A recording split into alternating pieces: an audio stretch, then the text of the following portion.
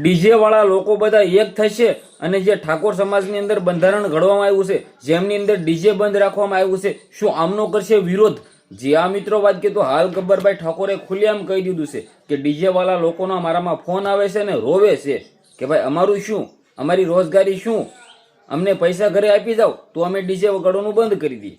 પરંતુ ક્યાંક ને ક્યાંક આ પણ છે ભાઈઓ, કારણ કે જેની પાસે ડીજે હશે ત્યાં મિત્રો મુખ્ય ભાઈ એમ કીધું પૈસા આવતા હોય છે તો લગ્નમાં જતા હોય છે ને ડીજે વગાડતા હોય છે ને તે જ તેના પૈસા આવતા હોય છે.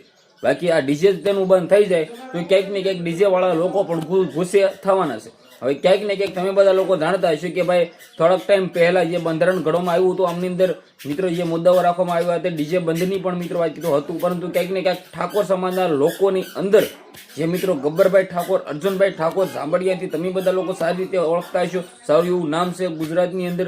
તમે બધા લોકોએ જોયું કે ભાઈઓ ગઈકાલે કે અથવા એક બે દી પહેલા જે મિત્રો તેમના પરિવારની અંદર લગ્ન હતા અને પછી ડીજે માથે નાચી રહ્યા હતા, ડીજે વગાડી રહ્યા હતા, ગીત ગાઈ રહ્યા હતા. હવે આ બંધારણનો ભંગ કર્યો છે, બંધારણ તોડ્યું છે, આવું ઠાકોર સમાજના લોકો દ્વારા કહેવામાં આવ્યું છે અને ત્રણેય ભાઈના પોતા સાથે સોકડી મારવામાં આવી છે. હવે ક્યાંક ને ક્યાંક આમની અંદર આપણા મિત્રો વાત કીધો ગબ્બરભાઈ ઠાકોરે પણ મન તોડીને કહ્યું હતું કે અમે કોઈનો પણ મિત્રો ઉલ્લંઘન કર્યું નથી, સ્પષ્ટતા નથી લખવામાં આવી કયા ડીજે બંધ કરવામાં શું છે શું નહીં. 3 તાલુકા કે 3 જિલ્લાની અંદર બંધ હતું. હવે જે પણ હોય ક્યાંક ને ક્યાંક હવે મિત્રો આ ઠાકોર સમાજના લોકોનો મુદ્દો છે ભાઈ, શું આવનારા ટાઈમની અંદર શું કરશે શું નહીં એ પણ આપણે જોઈ જોવું છે. શું ડીજે વાળા લોકો બધા ભેગા થશે ને વિરોધ કરશે કે બેન ઠાકોર નો હોય કે પછી જેને બંધારણ ઘડ્યું હોય એનું જ્યાં પણ હશે આવનારા ટાઈમની અંદર ખબર ચોક્કસ પડવાની છે. વિડીયો બને એટલો શેર કરી દેજો, સબસ્ક્રાઈબ અવશ્ય કરી દેજો જેથી હું તમારા સમક્ષ આવવાના વિડીયો લાવતો રહું.